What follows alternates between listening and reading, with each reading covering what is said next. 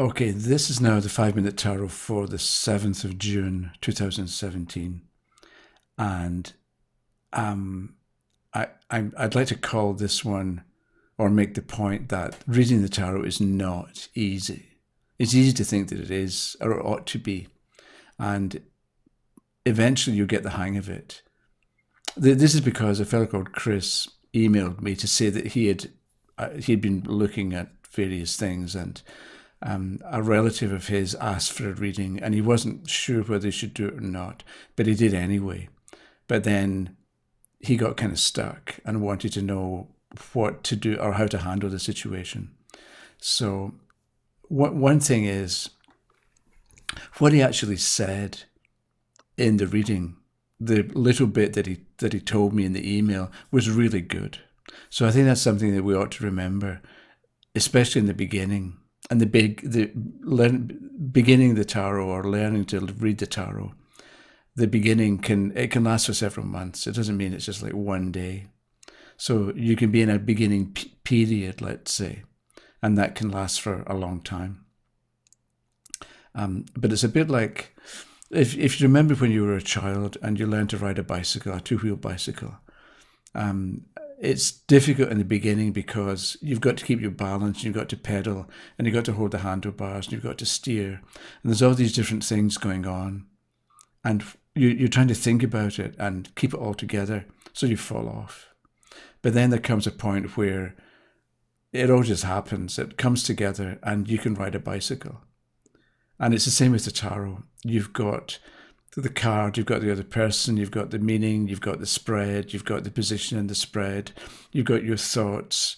And while in the beginning, you're trying to think it through and trying to hold it all in your mind at the same time. But then one day you'll relax and it'll work better. And so maybe what we do is, or in the beginning, when somebody asks for a reading, you say, okay, but because I'm still beginning, how about once we lay the cards down, we'll do it so that it's as if you're doing the reading and I'm going to help you, because I know a little bit more about it than you do.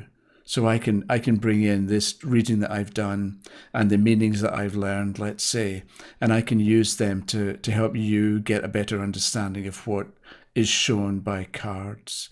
And that shifts the pressure from you having to know all the answers to you being a participant and having a conversation with the questioner. And that can take pressure off you, and it can mean that you can relax more, so you don't mind thinking and asking questions. So the example with Chris was, the relative said that they wanted to know who they are and what their direction ought to be, which I kind of like as a question, but Chris thought it was a bit too broad. So he wanted to narrow it down. So he ended up with a slightly different question for this person. So what he did a past, present, and future spread. So he got a page in the past, a 9 in the present, and a reverse knight in the future. And from my position of having been looking at tarot cards for a long time, because I started in 1975. And I've been looking at them off and on. That's 42 years, which is a long time to be involved with a certain subject. Okay, so I thought this is exactly answering the question, because in the past you were a page, now you're a 9, and in the future you're going to be a reverse knight. So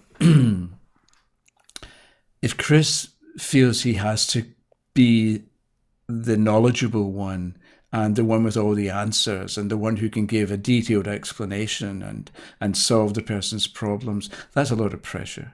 And in the beginning, it's too much. So why don't we just step back a bit?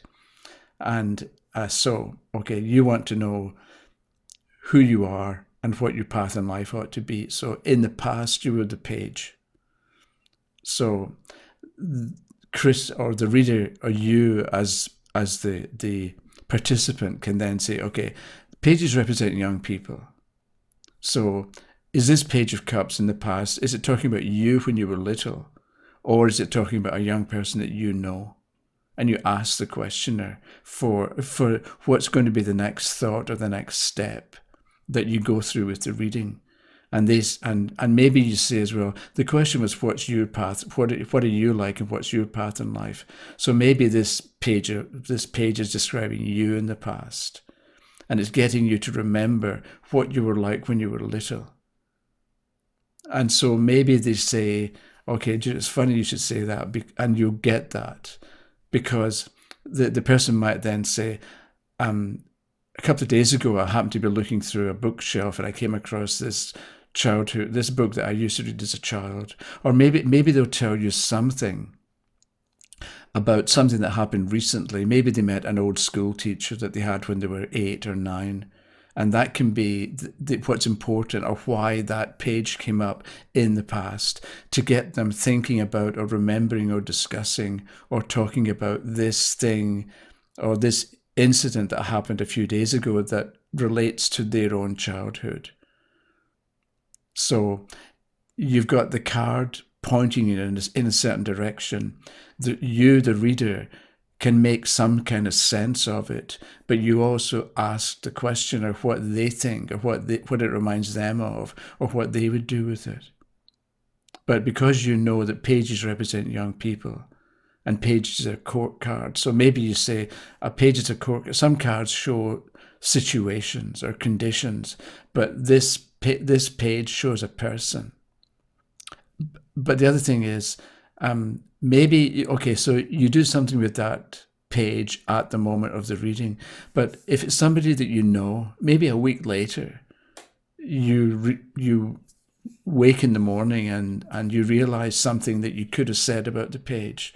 So depending on who the questioner was and how well you know them or what their interest is, maybe you would, if you meet them again, you say, I had another thought about that page that came up, and then you tell them what it is that you realized or what you understood about the page, even though it's a week later.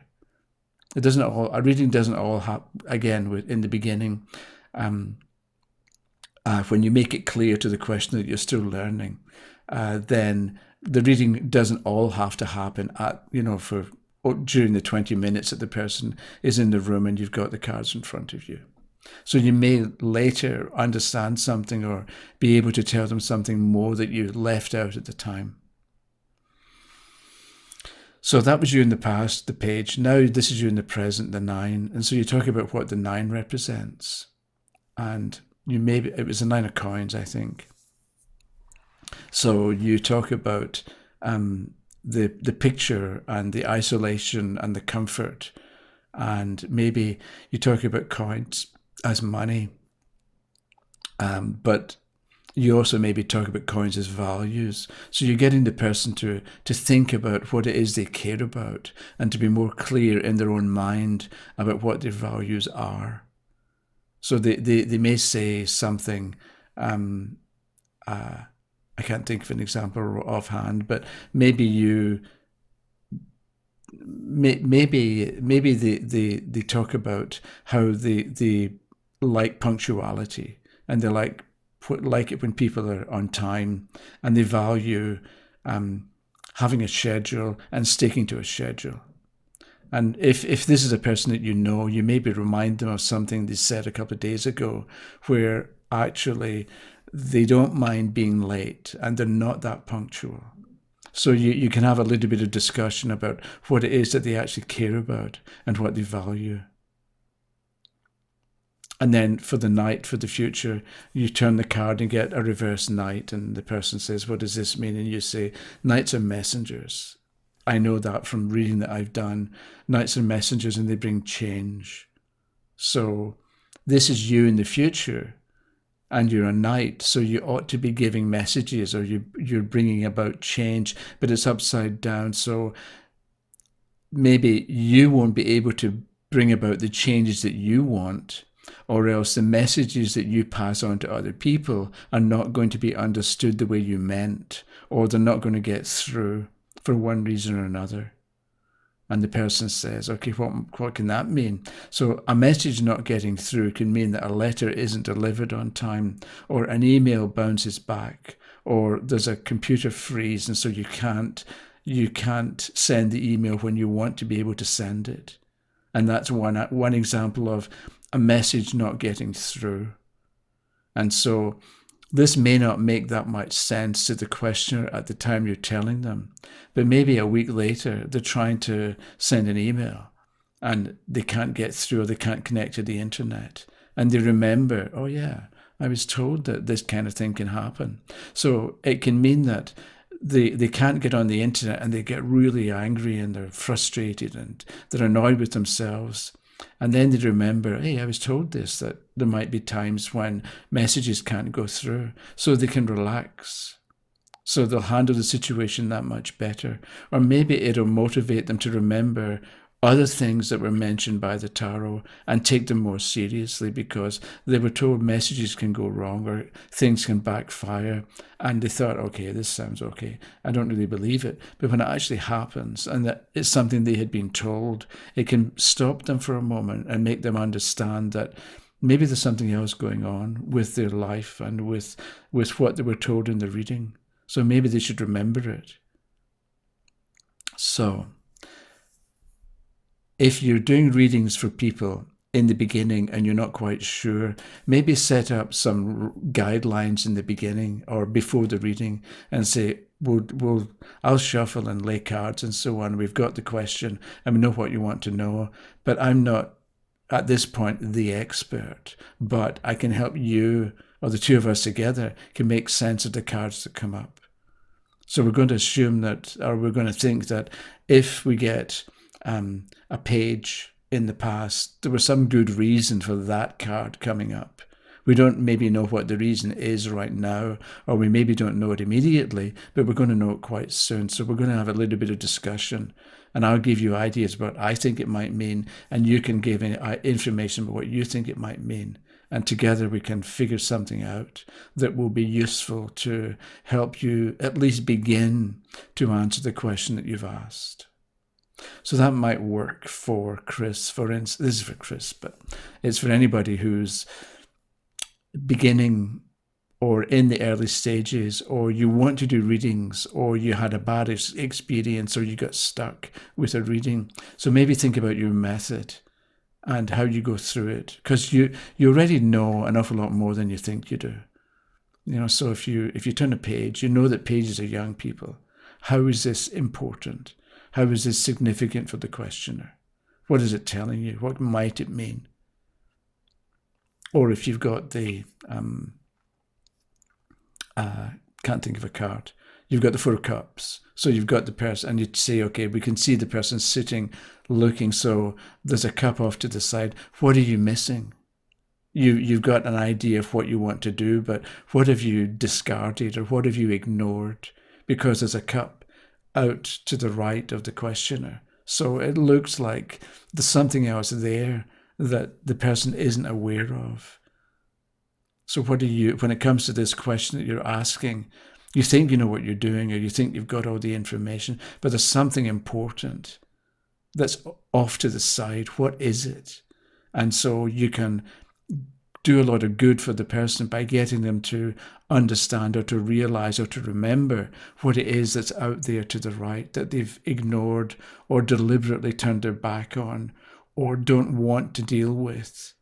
Again, it depends on the question, but that's how you're reading the cards, but in many ways you're helping the questioner to read for themselves. You're pointing out what's there in the picture that the questioner, they can look at it, but they don't see it. And you're helping people to see what's actually in front of them in the picture, because in some way it describes what's within their own mind or within their own understanding. So it's out there in the picture, in the card, but it's also within them. And you're highlighting it for them, or helping them to see what's actually important. Okay, that was it. Thank you very much for watching, and I'll see you tomorrow. Okay, bye-bye.